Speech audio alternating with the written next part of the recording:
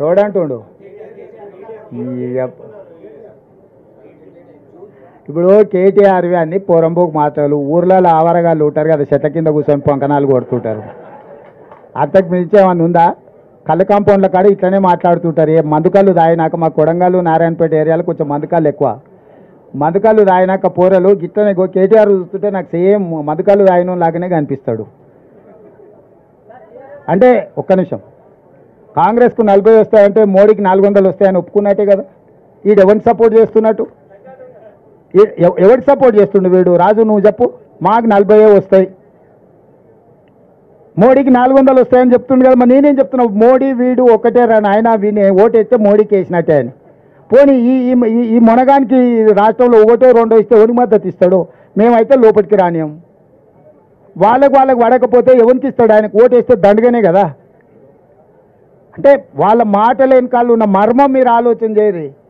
వాళ్ళు ఏంది కాంగ్రెస్కు 40 రావాలని కోరుకుంటారు. ఎందుకంటే వాళ్ళ బాసు మోడీ గెలవాలని.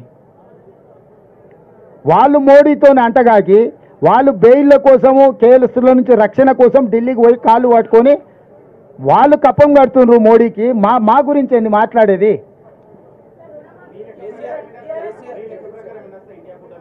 ప్రభుత్వం ఏర్పాటు చేస్తానని వస్తాయి. డేట్ చెప్పిన ఇప్పుడు ప్రభుత్వం ఏర్పాటు చేస్తానని వస్తాయి.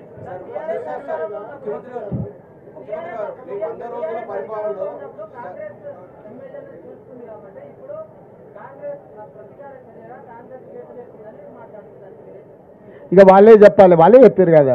ఇక మళ్ళీ నేను కొత్తగా చెప్పేదేమో ఏం చెప్పాలి?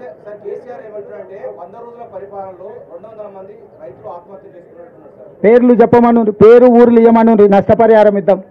200 నెంబర్ చెప్పుడు కాదు, పేర్లు వాళ్ళ వివరాలు ఇవ్వమను. తప్పకుండా ప్రభుత్వం నుంచి వాళ్ళని ఆదుకుందాం. సూటిగా నేను చంద్రశేఖరరావుని అడుగుతున్నా, ఏ రైతు ఏ ఊరు అతని వివరాలు మాకు పంపుండి. నిజంగానే రైతులు చచ్చిపోయి ఉంటే రైతుల పట్ల సానుభూతి ఉన్న రైతు ప్రభుత్వం మాది. ఆ రైతు కుటుంబాలను ఆదుకునే బాధ్యత మాది. 200 కుటుంబాలను ఎన్నికలైన మరుక్షణం సచివాలయానికి పిలిచి వాళ్ళని ఏ రకంగా ఆదుకోవాలో మా ప్రభుత్వం నిర్ణయం తీసుకుంటుంది. చంద్రశేఖరరావు గారికి 48 గంటలు సమయం ఇస్తున్న చనిపోయిన రైతుల 200 మంది రైతుల వివరాలు ప్రభుత్వానికి నివేదిక రూపంలో ఇవ్వాల్సిందిగా నేను వారిని కోరుతున్నా. నాకు ఎలాంటి ఇల్లీగల్ వ్యవహారాలతో నాకు సంబంధం లేదు. ఫోన్ ట్యాపింగ్ అని చెప్పి లీకు వీరుడు రేవంత్ రెడ్డి గారు పాపం డైరెక్ట్గా ప్రెస్ కాన్ఫరెన్స్ పెట్టే దమ్ము లేదు, డైరెక్ట్గా ఆధారాలు ప్రజల ముందు పెట్టే దమ్ము లేదు. ఏముందో విషయం ఎవరికి తెలియదు. పోలీస్ రిమాండ్లో ఉన్న వాళ్ళకి కూడా ఫోన్లకు వెళ్ళి మీకు లీకులు వస్తాయి. ఈయన లీకు వీరుడు. మరి ఈ లీకు వీరుడు ఏదో కష్టపడి నా క్యారెక్టర్ అసాసినేషన్ చేయాలనే ప్రయత్నంలో చాలా బలంగా ఉన్నాడు. ఎవరో హీరోయిన్లను నేను బెదిరించిన అంటది ఆ మంత్రి. ఆమెకు నెత్తుందా లేదా నాకు తెలియదు. నాకు అంత కర్మ ఏంది? నాకు ఈ దిక్కుమాలిన పనులు చేయాల్సిన పరిస్థితి ఏంది? నాకు ఎలాంటి ఫోన్ ట్యాపింగ్ వ్యవహారంతో నాకు ఎలాంటి సంబంధము లేదు. ఈ అడ్డమైన మాటలు ఎవరైనా మాట్లాడితే, చెత్త మాటలు ఎవరైనా మాట్లాడితే వారు మంత్రి అయినా ముఖ్యమంత్రి అయినా తాట తీస్తాము, లీగల్గానే చూసుకుంటాం. తాట తీస్తామంటే మళ్ళీ మీరు ఇదే యూట్యూబ్లో తమ్మునీళ్ళు పెట్టి తాట తీస్తామన్నాడు ఈయనకు అహంకారం ఎక్కువ అని చూపెట్టకూరి. అదే వినండి, తొందరపడకండి. తప్పకుండా లీగల్గానే ఎదుర్కొంటాం, న్యాయపరంగానే ఎదుర్కొంటాం. మాకు ఎవరిని బెదిరించాల్సిన అవసరం కానీ ఎవరిని ట్యాపింగ్ చేయాల్సిన అవసరం కానీ లేదు. కానీ దయచేసి మీడియా మిత్రులు నేను కూడా కొడతా ఉన్నా, 2014లో మా ప్రభుత్వం వచ్చింది. మా ప్రభుత్వం రాకంటే ముందు కాంగ్రెస్ ప్రభుత్వం 10 ఏళ్ళు ఉంది. ఆనాడు కాంగ్రెస్ ప్రభుత్వంలో దయచేసి ఇది గుర్తుపెట్టుకోండి, రాయండి, మీరు కావాలంటే మీ ఆర్కైవ్స్లోంచి తీయండి. ఆనాడు కిరణ్ కుమార్ రెడ్డి గారు 2011లో ముఖ్యమంత్రిగా ఉన్నప్పుడు మేము ఆరోపణలు చేయాల. కాంగ్రెస్ ఎంపీలు ఆనాడు ఈరోజు కాంగ్రెస్ ప్రభుత్వంలో మంత్రులుగా ఉన్నవాళ్ళు, ఎమ్మెల్యేలుగా ఉన్నవాళ్ళు, కోమటిరెడ్డి రాజగోపాల్ రెడ్డి, డాక్టర్ గడ్డం వివేక్, అదేవిధంగా పొన్నం ప్రభాకర్ గారు ఈరోజు మంత్రి. వీళ్ళు ముగ్గురు ఆనాడు ఆరోపణ చేసినారు. సుఖేందర్ రెడ్డి గారు కూడా ఉన్నారనుకుంటా. అప్పుడు మా ఫోన్లను ట్యాపింగ్ చేస్తున్నాడు కిరణ్ కుమార్ రెడ్డి, తెలంగాణ కాంగ్రెస్ ఎంపీల ఫోన్లను ట్యాపింగ్ చేస్తున్నాడు కిరణ్ కుమార్ రెడ్డి అని చెప్పి ఆనాడు కాంగ్రెస్ ఎంపీలు అప్పటి కాంగ్రెస్ ప్రభుత్వం మీద ఆరోపణ చేశారు.